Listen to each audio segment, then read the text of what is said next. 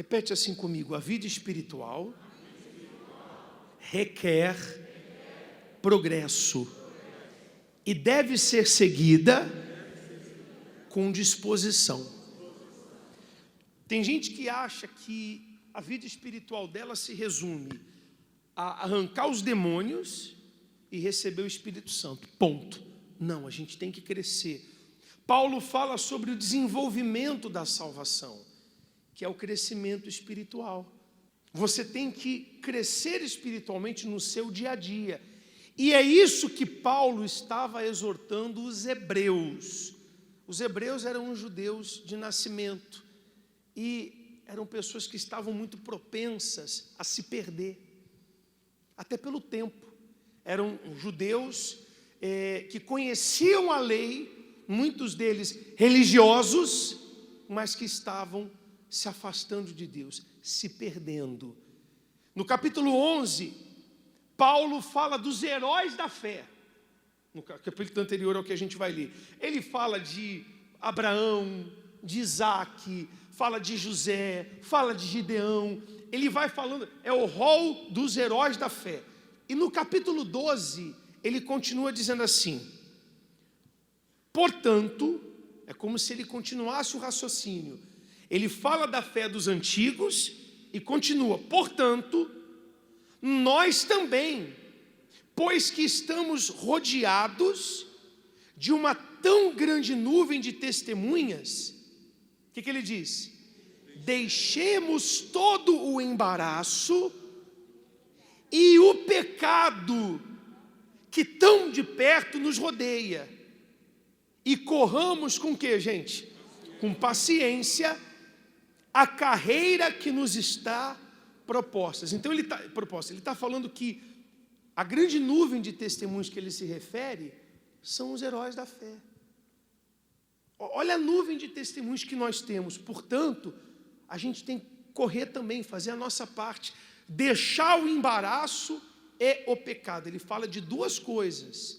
Ele fala do embaraço e do pecado. Então são duas coisas diferentes. Existem coisas que traz peso, mas que não é pecado. Ele diz: corramos com paciência a carreira que nos está proposta. Não é para a gente andar, é para a gente correr. O que são esses embaraços? São os pesos. São as coisas que pesam na nossa vida e que nos afastam de Deus. Pecado é uma coisa, eu falei sobre pecado no domingo. O pecado faz o quê? Separa a pessoa de Deus. Mas o peso impede ela de correr. Tem gente que está pesada pelas preocupações do mundo. Ela está tão pesada, não é de pecado não. O peso que ela tem é a preocupação com os filhos. A ansiedade que ela tem de casar ou de resolver problema. Isso é peso. Tem gente que o peso dela, por incrível que pareça, é o celular. Porque ela não sai daquela porcaria. Desculpa falar assim, viu, gente? Tem gente que já virou vício, já é automático. Ela senta, a primeira coisa que ela faz é pegar o celular. Tem gente que arruma encrenca por causa de celular. Tem casamento, tem casal que briga por causa de celular. Que o marido faz um monte de coisa que não é para fazer e não dá a senha para a esposa. A tua esposa tem que ter tua senha, meu camarada. Você quer os moldes da palavra de Deus? Então você pertence a ela, ela pertence a você. Um pertence ao outro. Somos um. Amém? Deixemos todo o embaraço. Deixemos todo o peso. Tem gente que faz picuinha com qualquer coisa, ela é pesada com tudo. Tem gente que faz questão de cada coisa. Ela perde a paz por causa de um negocinho desse tamanho. Ela gasta R$10 com a coisa que não vale 10 centavos. Mas só para dizer, tá vendo? E ainda fala, eu sou assim. É porque eu sou assim mesmo. Você é pesado, você é pesada. Cuidado. Aqui ele está falando para a gente se livrar do peso. Se livra desse peso, só te atrapalha, só te faz mal. E você sabe que faz mal. Tem gente que é pesada com as rotinas dela. Ela quer fazer um monte de coisa ao mesmo tempo. Aí não sobra tempo para ela ganhar almas, para ela falar de Jesus, para ela investir na vida espiritual dela. Cuidado, isso é pesado. Isso vai te atrapalhar na sua corrida para a salvação. Porque tudo vai passar, gente. Ou não vai? Vale a pena trocar 100 anos pela eternidade? Mas tem muita gente fazendo isso, porque ela é pesada. Ela está cheia de peso. A gente não vai levar nada desse mundo para o outro, não, gente. A gente não vai levar nada. Nada. Tem gente que tem o coração no carro. É ou não é? Tem gente que tem o coração nas coisas que ela tem. Às vezes nem é valioso, mas ela tem o coração naquilo. É pesado. Você não vai levar isso quando você morrer. Por isso que Paulo está exortando. Ele diz mais. Versículo 2. Olhando para quem? Para Jesus, autor e consumador da fé, o qual pelo gozo que estava proposto suportou a cruz, desprezando a afronta, assentou-se à destra do trono de Deus. Então ele está mandando a gente olhar para Jesus. Toda a igreja universal tem lá em cima escrito o quê? Lê lá em cima, no vitral lá em cima. Jesus Cristo é o Senhor, para você olhar para Ele. Porque quem está no altar vai errar, mais cedo ou mais tarde, porque é homem, vai falhar. Quem está no átrio também erra, ou não erra? Quem está no salão erra também, só tem um que não erra. Por isso que Paulo está dizendo, olha para ele. E ele diz mais, versículo 3: considerai aquele que suportou tais contradições dos pecadores contra si mesmo. Considerai. Para quê? Para que você tem que considerar Jesus? Para quê? Para que não enfraqueçais, desfalecendo em vossos ânimos. Tem gente que está desfalecendo porque vive olhando para os outros e considerando os outros. Para de olhar para os outros, você vai enfraquecer. Ah, mas o fulano ele errou comigo, mas o que você estava esperando? Vai errar, só tem um que nunca vai errar com você: Jesus. Então entenda, você vai errar também. Você, quando erra, o que você faz? Quer dizer, o humilde faz o quê? Ele pede desculpa. Ele fala assim, me perdoa, se coloca no meu lugar. Eu fui imaturo. Não é assim? Não é assim? Ele pede para você perdoar.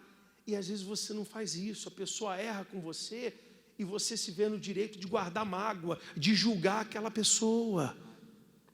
Teu marido não é convertido, às vezes até vem na igreja, e você exige dele um comportamento que você não tinha quando você estava no começo da igreja. Nos seus primeiros passos de fé, você não era tão firme assim, mas você está cobrando isso da sua esposa, está cobrando isso do seu marido, está cobrando isso dos seus filhos. Não faz isso não. Olha para Jesus e considera a Ele. Amém? Vai para o versículo 6. Porque o Senhor corrige o que ama e açoita a qualquer que recebe por filho. Aí ele diz assim, versículo 7: se suportais a correção, Deus vos trata como filho. Porque que filho há que o pai não corrija? Mas se estáis sem disciplina, da qual todos são feitos participantes, sois então, ele usa uma palavra forte, né? Bastardos, e não filhos. Então Paulo está ensinando que de tempos em tempos, Deus vai criar situações para puxar a nossa orelha. Deus vai usar pessoas que vão ser duras com a gente, para cuidar da gente. Quem já participou de uma reunião que a pregação parecia o que está escrito aqui, um açoite, que veio estralando? Quem já? Foi Deus. Parecia que o pastor, que o bispo estava ouvindo o que você estava pensando, que você ficou até com vergonha. Quem já passou por isso? É Deus cuidando de você. Amém? Agora tem gente que quando ganha um puxão de orelha, qual é a reação dela? Se justificar. Ela fica, sabe, não fica triste com o erro dela, ela fica triste com quem chamou a atenção dela. Olha o que Paulo diz no versículo 9. Além do que, tivemos nossos pais segundo a carne, para nos corrigirem, e nós os reverenciamos. Não nos sujeitaremos muito mais ao Pai dos Espíritos para vivermos? Olha o que Paulo está falando, está fazendo uma comparação. Quando teu pai te colocava de castigo, te chamava a atenção, você lá na frente descobriu que aquilo era para o seu bem. E por que com Deus você acha que vai ser diferente?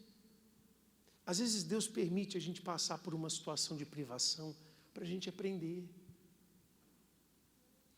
Uma coisa que eu aprendi no início da minha caminhada cristã, e eu nunca esqueci: quanto mais eu quero crescer com Deus, mais eu tenho que me abaixar. Está dando para entender? Mas ninguém gosta de se abaixar. Ninguém gosta de cavar para baixo. Todo mundo quer subir. Mas não é assim que funciona. Antes de chegar na terra prometida, Deus guiou o povo para onde? Para o deserto. Antes de Jesus iniciar o seu ministério, ele foi guiado para onde? Para o deserto. Então você vai passar por situações que serão verdadeiros desertos, aonde Deus vai te ensinar, aonde Ele vai te moldar. Amém? E você tem que receber isso com bons olhos. Foi o que Davi falou: foi-me bom ter passado pela aflição. Foi bom.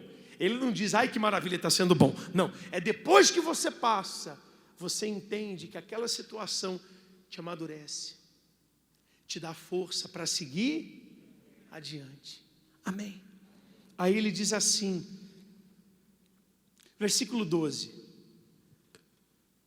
portanto, tornai a levantar as mãos cansadas e os joelhos desconjuntados. Fazei veredas direitas para os vossos pés, para que o que manqueja não se desvie inteiramente, antes seja sarado. Olha só o que Paulo está falando. A tua mão está cansada, mas levanta essa mão. Teu joelho está desconjuntado, mas bora orar. Tem muita gente que está cansando de orar. Eu já atendi gente que falou, estou cansado de ser bonzinho, estou cansado de ser boazinha. Ô bispo, mas tem hora que cansa. De onde você tirou isso? Não é o que está escrito na Bíblia, não. A Bíblia manda a gente perseverar. A gente começou lendo isso. Correr com paciência, perseverança. Amém? Já pensou se Deus cansasse de você? Se Deus cansasse de mim, eu estava perdido. Porque todo dia eu devo pedir uns trocentos perdão. Não tem jeito, pessoal. De todos os pensamentos que você teve hoje, todos foram bons? Hã? Quem pensou coisa que não era para pensar? Agora você imagina se Deus olha para você e fala assim, de novo? Mas de outra vez? Eu estou cansado de você. Tem gente que está cansado. A moça falou, eu estou cansada de orar. Eu estou cansado de ler a Bíblia. Ah, bispo, quarta e domingo, o senhor fica falando quarta e domingo, eu estou cansada. Como é que a pessoa está cansada de Deus? No céu a gente vai ter o quê, gente? Deus o tempo todo. Se você está cansado de Deus aqui, o que você quer fazer no céu? Por isso que ele exorta os hebreus, levanta essa mão cansada. E você que está meio torto, está caminhando errado, está manquejando, você tem que ser sarado, você tem que voltar para o caminho, você tem que se aplumar. Ele diz assim,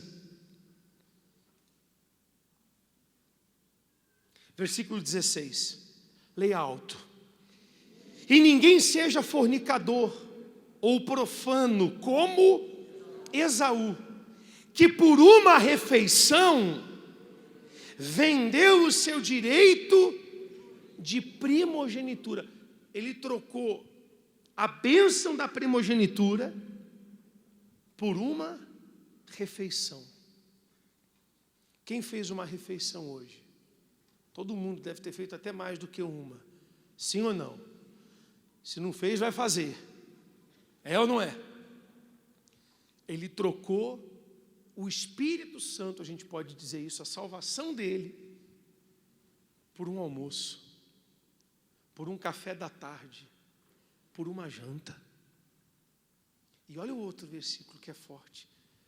Porque bem sabeis que querendo ele ainda depois herdar a bênção, foi rejeitado, porque não achou lugar de arrependimento, ainda que com lágrimas o buscou.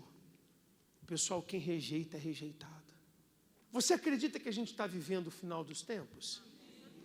Nós somos a geração que vai vivenciar os últimos momentos desse plano e a eternidade. Mas se você tiver com peso, não olhar para Jesus, não correr, não perseverar, você vai ficar para trás. Se eu não cuidar de mim, eu vou ficar para trás. Eu não quero ficar para trás. Você quer? Então, cuide da sua vida espiritual, mais do que tudo. Coloca como prioridade a sua vida espiritual. Eu sei que todo mundo aqui tem problema e a gente tem que lutar para resolver os problemas, mas a nossa prioridade tem que ser a nossa salvação.